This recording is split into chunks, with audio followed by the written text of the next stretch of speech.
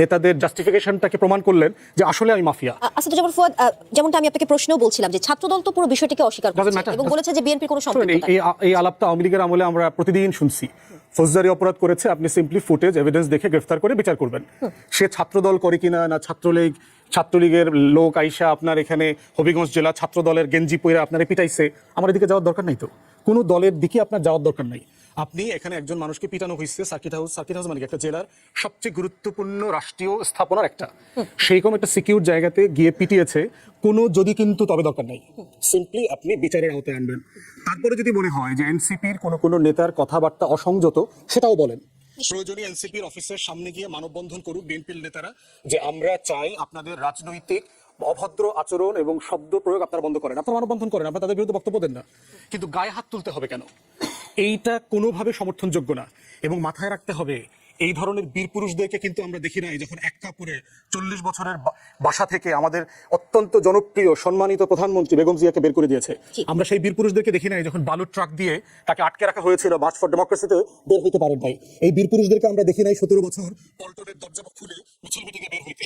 রিজভী ভাইকে, মহাসচিব ফখরুল ভাইকে যেভাবে ছাত্রলীগ আওয়ামী লীগের লোকজন গুন্ডা বাহিনী লেলিয়ে দিয়েছিল, এই বীর পুরুষ আমরা দেখি নাই। যেভাবে এখন আওয়ামী বীর পুরুষদেরকে দেখা যাচ্ছে না। এই দূরত্ব দেখানোর ভিতরে রাজনীতি নাই। সরকারি দলের কথা বলছেন আমাদের সরকারি দলের চামড়াটা একটু গন্ডারের মতো হইতে হয়। যদি মনে করেন পারবেন না, রাজনীতি ছাইরা বাসায় গিয়ে চাকরি বাকরি করেন, শাড়ি চুরি পইরা প্রাইভেট জব করেন, কিন্তু পলিটিক্স করতে আসে না। আবার যদি সরকারি দলের রাজনীতি করতে চান, আপনি যেহেতু বলছিলেন যে ছাত্রদলের সম্পৃক্ততা নেই বা বিএনপির সম্পৃক্ততা নেই, সেটা ডাজন্ট ম্যাটার, কিন্তু এই যে ধরুন 1.5 বছরে যে মবের কথা বলছিলাম, আমি শুরুতেও বলছিলাম, সেই সময় আপনি উপস্থিত ছিলেন না, যে মবের সৃষ্টি হয়েছে বা সেটা থেকে কি আসলে জনরোষ তৈরি হতে পারে না? কোনো সম্পর্ক না। এটা হচ্ছে বয়ানের প্রশ্ন, আপনি যেটা বলছেন আওয়ামী ন্যারেটিভের কোশ্চেন। এখানে মবের কোনো ইস্যু নাই। এটা হচ্ছে এই সোনার বাংলাতে রাজনীতি সহিংসতা মুক্ত করবার জন্য আমাদের রাজনৈতিক দলগুলো চেষ্টা করে নাই। এখানে ক্যাম্পাসে আলোচনা করা হয় কোন দলের কয়টা হল আছে, কয়টা অস্ত্র আছে, কোন রুমে ছিলেন। আমার প্রিয় বাবলু ভাই বিশ্ববিদ্যালয়ের ছাত্র রাজনীতি দেখছেন, সশরীরে দেখছেন 80-90 দশকে। আমরা কখনো কথা বলেছি এগুলো নিয়ে? বিশ্ববিদ্যালয় কি অস্ত্রের আলাপের জায়গা? উনি কর্পোরেট ওয়ার্ল্ডে ছিল, আমরা সবাই লম্বা সময় দেশের বাইরে ছিলাম।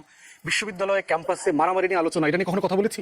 শুধু আমার দল সন্ত্রাস করলে এটা সহনশীল, এটার ভিতরে এক্সকিউজ আছে, অন্য দল করলে নাই, এইটা কনক্লুশন আসতে হবে। এটা মবের সাথে সম্পর্কিত। ছোট করে জানতে চাই ব্যারিস্টার আসিফুজ্জামান ফুয়াদ, যেহেতু বলছিলেন যে জনরোষ তৈরি হওয়ার মতো এইটার সাথে আসলে সম্পৃক্ততা নেই, ঘটনার সাথে বলছিলেন, আওয়ামী লীগের কথাও আপনি বলছিলেন। আওয়ামী লীগের সময়ও তো আসলে তারা বলতো যে জনগণের কোনো ক্ষোভ নেই তাদের বিরুদ্ধে, কিন্তু পরবর্তীতে তো আমরা দেখেছি। তো এখনো কি সেই ঘটনা হচ্ছে কিনা, বা আপনার কি মনে হয়? না, প্রশ্ন হচ্ছে যে দ্বিমত তো থাকতে হবে, গ্রহণযোগ্য মাত্রায় থাকতে হবে। গণতন্ত্রে কোনো কুতুবের জন্ম হয় নাই যাকে নিয়ে সমালোচনা করা যাবে না।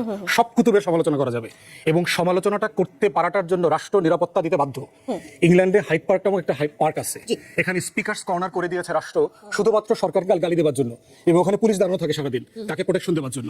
তো আমরা জুলাই গণ অভ্যুত্থানের পরে, গণ অভ্যুত্থানটা হয়েছে কেন? আওয়ামী ফ্যাসিবাদের কোন কোন জায়গায় আমরা আহত হয়েছিলাম, যে আমাকে ভেন্টিলেট করতে দিচ্ছে না, আমাকে কথা বলতে দিচ্ছে না, আমাকে দ্বিমত করতে দিচ্ছে না, সমালোচনা করতে দিচ্ছে না। অত দ্বিমত সহ্য না করতে পারলে আপনি সরকার পরিচালনার দায়িত্ব কেন নিচ্ছেন? অবশ্যই এটা এলাও করতে হবে। জি, ফজলুদ্দিন বাবুল, এনসিপি নেতা নাসিরুদ্দিন পাটোয়ারি যে অভিযোগ করেছেন তার ফেসবুক পোস্টে, যে আইন শৃঙ্খলা বাহিনীর যে উন্নতি বা তারা আসলে সামনে থেকেও আসলে তেমন কোনো ভূমিকা রাখেনি, এবং তার ধাওয়ার মুখে পড়ে সার্জিস আলমের গাড়ি শহরের সোনালী ব্যাংকের ভবনে আশ্রয় নেয়, এবং এরপরে এনসিপি নেতাকর্মীরা নানা অভিযোগ করেন। যেমন এনসিপি নেতা নাসিরুদ্দিন পাটোয়ারি অভিযোগ করেছেন, তিনি দাবি করেছেন ঘটনাস্থলে পুলিশ ও র্যাব উপস্থিত থাকলেও তারা কার্যকর কোনো ভূমিকা নেয়নি। এই ঘটনায় পুলিশের ভূমিকা নিয়ে আপনার বক্তব্য জানতে চাই। আইন শৃঙ্খলা পরিস্থিতির যে উন্নতি নিয়ে বরাবরই সরকারকে কথা বলতে দেখেছি, যে উন্নতি কিছুটা হলেও হয়েছে, এখানে আপনি কি বলবেন? জি, ধন্যবাদ। প্রথম কথাটা আমি আমার প্রথম কি বলবো সূচনা বক্তব্যে আমি বলেছি, ফুয়াদ ভাই অনেকটা শোনেনি, যে আমি এটাকে কন্ডেম করেছি। এইটাকে কন্ডেম করেছি, কে করেছে না করেছে, এবং এসপি নিজেও তার সাক্ষাৎকারে সাংবাদিকদের বলছিলেন যে যদি এখানে কোনো আমরা ফুটেজ দেখে পরীক্ষা নিরীক্ষা করে মামলা হলে আমরা ব্যবস্থা নিব। এটাই নিয়ম, এটাই প্রথা এবং এইটাই আইন। এখন আমরা ঢালাওভাবে বলতে পারবো না যে উমুকেই মেরেছে, এমন কোনো পরিচিত কোনো লোককে আমরা মারতে তো দেখিনি। 1, 2 আমি একটু ওই জায়গায় আসবো। সেটা হচ্ছে যে ফুয়াদ ভাই একটা কথা বলেছেন, সেটা হচ্ছে এই ন্যারেটিভটা নিয়ে আমার কথা বলাটা, মানে কাউকে কেউ মাফিয়া বললো, আর তখন উনি যদি এটার বিরুদ্ধে যে তাকে চপেটাঘাত দেয়, এটাই যদি তাহলে প্রমাণ হয় মাফিয়া, তাহলে ওই যে একটা কথা কিন্তু ফুয়াদ ভাই বলতেন যে বালির ট্রাক আমরা সরাতে পারিনি। আমি কিন্তু বিএনপি করেছি, আমরা কিন্তু মানববন্ধন করেছি, পদযাত্রা করেছি, তখন কিন্তু ফুয়াদ ভাইরাই বলতেন যে আমরা কি মানে কিছুই করতে পারিনি, ভাঙচুর করতে পারিনি। বিএনপি এতটা অত্যাচারিত হয়েছে, একটা বাজে শব্দ, অগণতান্ত্রিক শব্দ যেটা সমাজে গ্রহণযোগ্য নয় এমন একটি শব্দ কারো মুখ থেকে আসেনি। আপনি যেটা বললেন, আমরা তো অবশ্যই আমরা নিয়মতান্ত্রিক ব্যাপক করেছি, আমরা অন্যদেরকে এত দেখিনি, এবং আপনারাও ছিলেন যতটুকু আমি জানি যোগবত আন্দোলনের সাথে অনেক জায়গায় আপনারা কর্মসূচি করেছেন, আপনি দেখেছেন যে বিএনপি কিরকম কর্মসূচি করে। বিএনপি গাড়ি ভাঙার রাজনীতি করে না, মানুষকে পেটানোর রাজনীতি করে না। আপনি যেটা বলেছেন এই সংজ্ঞাটাকে সাথে আমি আবারও চ্যালেঞ্জ করতে চাই যে কেউ যদি করেই দেয় তার মানেই যে সে মাফিয়া হয়ে গেল, এটার সাথে আমি একমত নয়। সে একটা অন্যায্য কাজ করতে পারে বড় জোর সে নন ডেমোক্রেটিক আচরণ করেছে, বাট তার মানেই না যে সে প্রমাণ করলো যে তাহলে তো আমরা শেখ হাসিনাকে তো আমরা সুন্দর করে নমো করে যদি লাইন ধরে ধরে বলতাম যে দিদি তুমি চলে যাও, দিদি চলে যাও, দিদিকে চলে যেত। দিদিকে চলে যাওয়ার জন্য আমাদেরকে দিদিকে হিট করতে হয়েছে, আমরা পুলিশকে মেরেছে আমাদের ছেলেরা, এটাই তো সত্য। আপনি কি সেটা তাহলে বিচার করবেন? ওটা কি আপনি কি বলবেন? কাজে ওই ডেফিনেশনে গেলে আমার মনে হয় না যে that would be proper definition. But তার মানে এই না যে এটাকে আমি সাপোর্ট করছি, এটাকে আমি অবশ্যই কন্ডেম করি, কারণ বিএনপির জন্মই হয়েছে এবং যে বিএনপির আদর্শের মূল জায়গাটাই হচ্ছে যে সবাই রাজনীতি করবে, সেটাই হচ্ছে বহুদলীয় গণতন্ত্র। আপনি আপনার কথা বলবেন, আমি আমার কথা বলবো, যে কারণে শহীদ প্রেসিডেন্ট জিয়া রহমান ৭৫ পরবর্তীতে পত্রিকা খুলে দিয়েছেন, যে কারণে ইসলামিক দলগুলোকে রাজনীতি করবার জন্য উনি জায়গা দিয়েছেন, এমনকি আওয়ামী লীগকে উনি পুনর্নিবন্ধন ওনার সময়কালে হয়েছে। এগুলো তো ইতিহাস। কাজে আপনি ওইভাবে এটাকে যখন চিত্রায়িত করবেন, সংজ্ঞায়িত করবেন বা ন্যারেটিভ দিবেন, আমি ওইটাকে সাপোর্ট করছি না। দ্বিতীয় কথা হচ্ছে, বাংলাদেশের ইতিহাস কিন্তু, বাংলাদেশের শুরু কিন্তু প্রতিবাদের, এবং সেটা 52 বলেন, 47 বলেন, 71 বলেন, 69 বলেন, যেটাতেই আসেন না, 24 বলেন, প্রতিবাদের। কিন্তু আপনার ভাষাটা গণতান্ত্রিক হতে হবে। শেখ হাসিনা ওয়াজেদ গণতান্ত্রিক ছিল না, সেটার বিরুদ্ধেই আমাদের কথা ছিল। শেখ হাসিনা ওয়াজেদ বাজে কথা বলতো, কাউকে চুপ করে ডুবে মারতে চাইতেন, কাউকে বৃদ্ধ বয়স এই জন্য মেরে ফেলতে চাইতেন। এই কারণেই কিন্তু আমাদের এই 24টা ঘটেছে। এখন আসেন যে আরেকটা কথা বলেছেন, বিশ্ববিদ্যালয়ের অস্ত্র নিয়ে আমরা কথা বলিনি। আমি তো ভাই আজীবনই কথা বলেছি বিশ্ববিদ্যালয়ের সন্ত্রাস নিয়ে, বিশ্ববিদ্যালয়ে পড়ার সময়ই বলেছি, বিভিন্ন সেমিনারে বলেছি, বিভিন্ন আলোচনায় বলেছি, বিতর্কে বলেছি, কোনো সময় রাজনৈতিক সভাতেও বলেছি। এরপরে আসেন, আপনি যদি বিএনপির শাসনামল দেখেন, আপনি কি দেখেছেন না যে বিএনপি এই সন্ত্রাস দমনের জন্য জনাব তারেক রহমানের আইডিয়া ছিল তখন যে আমরা অপারেশন ক্লিন হার্ট করেছি, তখন বিএনপির লোককেই আমরা মেরেছি, ধরেছি। এটা তো সারা পৃথিবীর লোকজন জানে। আরেকটা কথা যেটা বললেন যে সমালোচনা করার সহ্য করতে হবে, গায়ের চামড়া মোটা করতে হবে, আছেই তো ভাই, না হলে তো নাসিরুদ্দিনকে আমি ওর উত্তরগুলো দিই না তো, শুনছি তো, তাদেরকে অপশন তো দিচ্ছি তো। কালকে যদি বিএনপি মনে করে যে এনসিপি কে রাজনীতি করতে দিবে না, এনসিপি রাস্তায় থাকতে পারবে না, আমি অনিয়ারে দিচ্ছি। কারণ আমরা চাই গণতান্ত্রিক রাজনীতি হোক, সকল রাজনৈতিক দল, ফ্যাসিস্টরা ছাড়া সবাই রাজনীতি করবে। আজকে বিএনপি না চাইলে কি আওয়ামী লীগ নিষিদ্ধ আইন পাশ হইতো? আপনি কি মনে করেন পাশ হইতো? হইতো না তো। তো আমরা তো অন্যদেরকে রাজনীতি করার অপশনটা দিতে চাই। আর যখন কেউ অকথ্য ভাষায় গালি দিবে, আমি তখন বলবো না উনি ডেমোক্রেটিক কথা বলেছেন, ওনার অধিকার আছে। ওই যুগে যাবার মতো যুগ এখনো বাংলাদেশে আসেনি, আমেরিকাতেও নাই। শেষ কথা, স্যার বলেছেন একটা কথা, অ্যাডভোকেট মোহাম্মদ মহসিন হোসেন, যে দেশের রাজনীতিই করে না। আমার কিন্তু কখনো কখনো ঠিক ওইরকমটা মনে হয়। আবার যখন আমরা জুলাই অভ্যুত্থানে এই বাচ্চাগুলোকে যখন দেখি, মানে কি একটা নিষ্পাপ চেহারা নিয়ে বসে আছে এই সেই ডিবি অফিসে বিএনপির হয়তো 500 জন লোকও ছিল ওই সময়, ধরা খেয়েছিল, কিন্তু তারা কিন্তু ছোট মানুষ ছিল, তারা অনেক স্যাক্রিফাইস করে এসেছে। আমরা চাই যে এনসিপি বলেন, জামাত বলেন,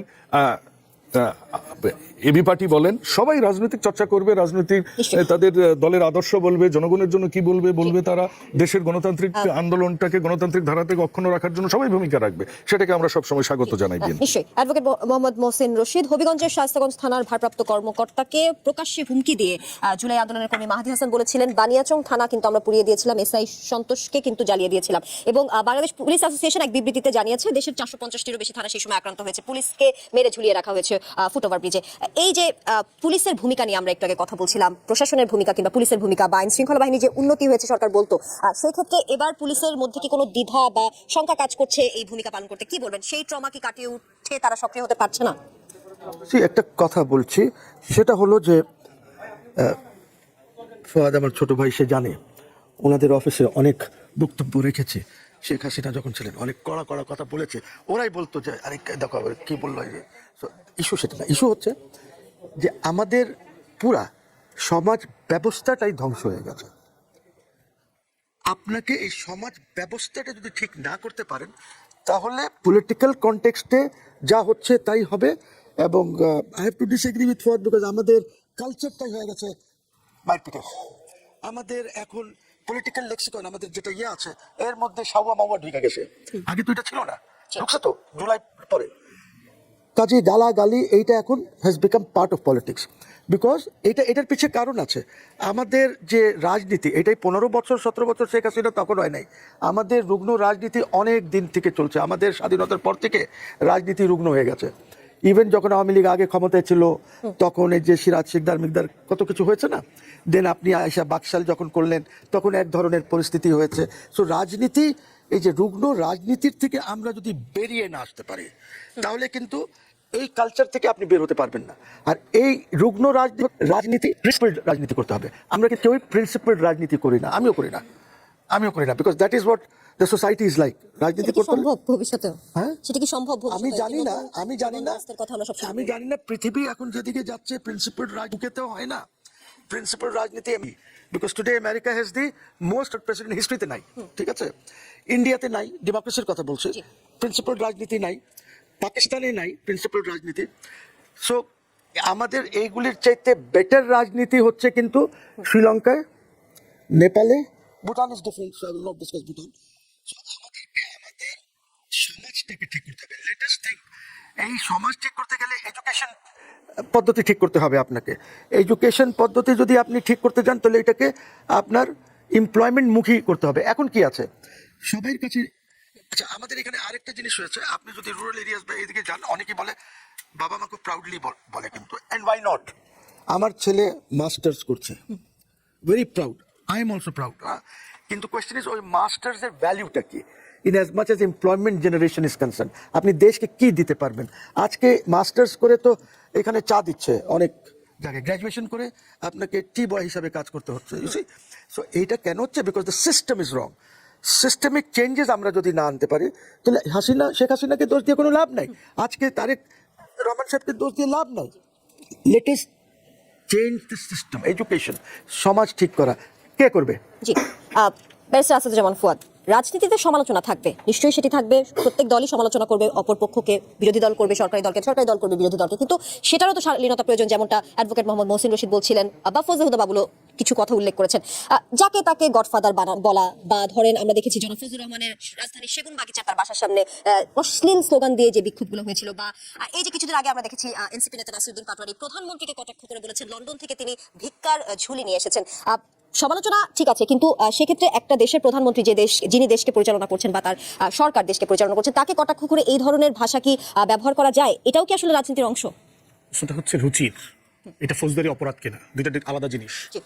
একটা হচ্ছে দেখবেন যে মার্চ এপ্রিলে 6-7 জনকে ফেসবুকে স্ট্যাটাসের কারণে গ্রেফতার করা হয়েছিল, প্রধানমন্ত্রীকে নিয়ে, সরকারকে নিয়ে, জাইমা রহমানকে নিয়ে বেশ কিছু কটূক্তি করেছে। প্রশ্ন হচ্ছে যে আমার কথা বলার জন্য আপনি আমাকে ফৌজদারি অপরাধ সাব্যস্ত করে গ্রেফতার করতে পারবেন কিনা, সেটা সাইবার সিকিউরিটি অ্যাক্টে একটা প্যারামিটার বলে দেওয়া আছে, যে আমার কথাটা কি ভায়োলেন্সকে ইনসাইট করছে কিনা, সহিংসতা লেলিয়ে দিচ্ছে কিনা, আমার কথার কারণে দাঙ্গাল মতো পরিবেশ তৈরি হচ্ছে কিনা, আমার কথার কারণে সংখ্যালঘু অথবা কোনো কমিউনিটি বিপদে পড়ছে কিনা, ন্যাশনাল সিকিউরিটি আপনার হ্যাম্পার্ড হওয়ার সুযোগ আছে কিনা, সেক্ষেত্রে কথাকে অপরাধ করা যাবে। কিন্তু যেই কথাগুলোর ভিত্তিতে রিয়াকশন শো করা হচ্ছে এটাকে আপনি অভদ্রতা বলতে পারবেন। এটার সীমানাটা হচ্ছে কালচারালি সমালোচনা করে কন্টেইন করা, জবাবদিহিতার মধ্যে মুখোমুখি করা।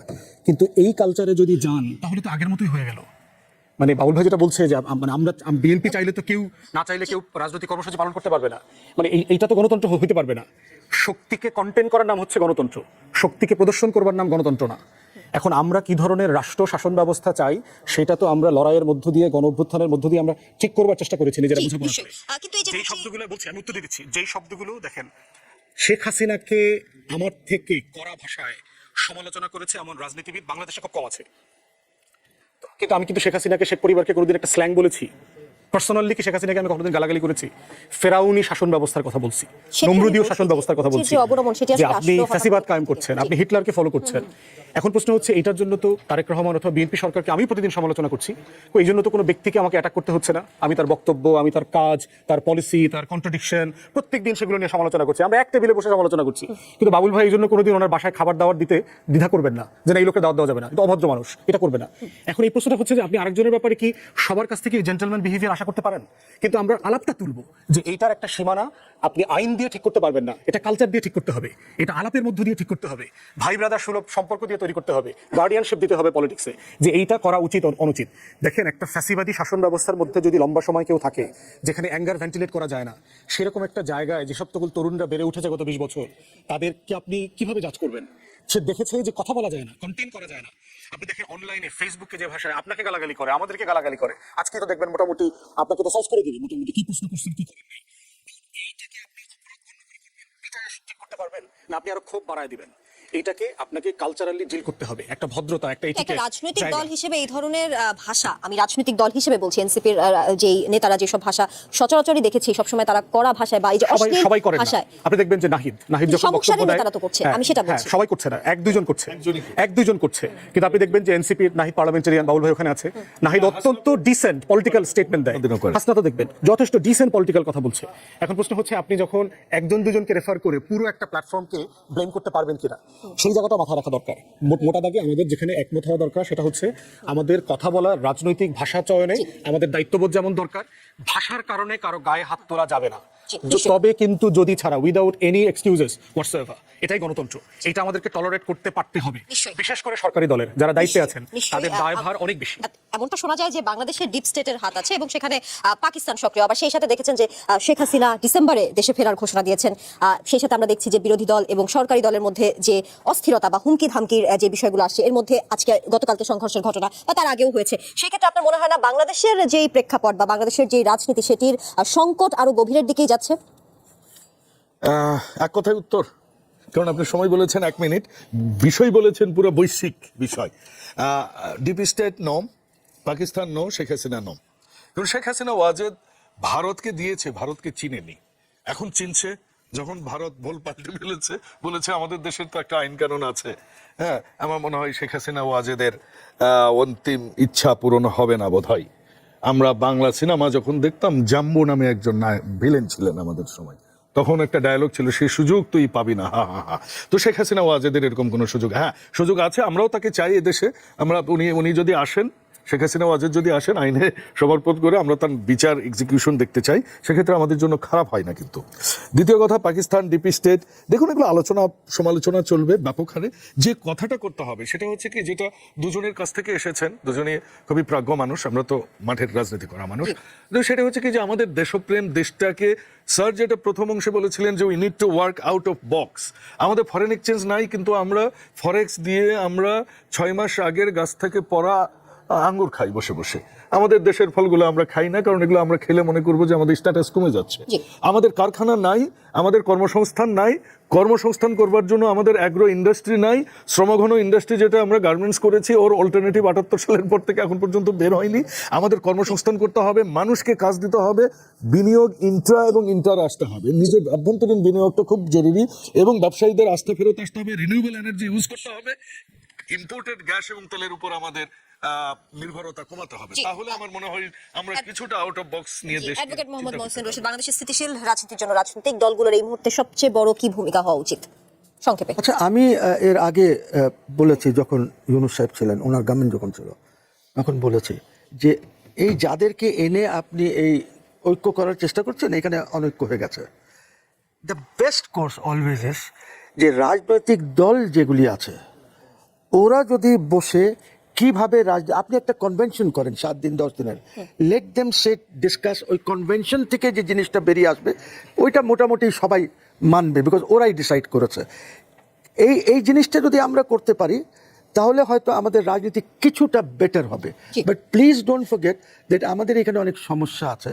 Out of box means economic situation, out of box means education, health, industry, এই জিনিসগুলি কিভাবে আমরা করব, এটা নিয়ে চিন্তা করতে হবে। ব্যারিস্টার আসাদুজ্জামান ফুয়াদ, শেষ মুহূর্তে বাংলাদেশকে কেন্দ্র করে কি ভূ রাজনীতির কোনো খেলা দেখছেন কিনা? এটা তো একটা পারপেচুয়াল, এটা একটা অনন্তকালের ব্যাপার। রাষ্ট্র বেঁচে থাকার শর্ত হচ্ছে যে আপনি চারপাশের শত্রুতা, চ্যালেঞ্জ মোকাবেলা করে টিকে থাকবেন। 100 বছর আগে তো বাংলাদেশ নামক কোনো রাষ্ট্র ছিল না। 100 বছর পরে আমার আপনার এই রাষ্ট্র থাকবে কিনা, তার তো কোনো নিশ্চয়তা নেই। নিশ্চয়তা হচ্ছে আপনি বেঁচে থাকার শর্ত পূরণ করছেন কিনা। তাই চারপাশে ভূ রাজনীতি থাকবে, চ্যালেঞ্জ থাকবে, এর মধ্যে দিয়েই রাষ্ট্রের ভাষায় চ্যালেঞ্জ মোকাবেলা করে তার অস্তিত্ব এবং শর্ত বেঁচে থাকার টিকে রাখতে হবে।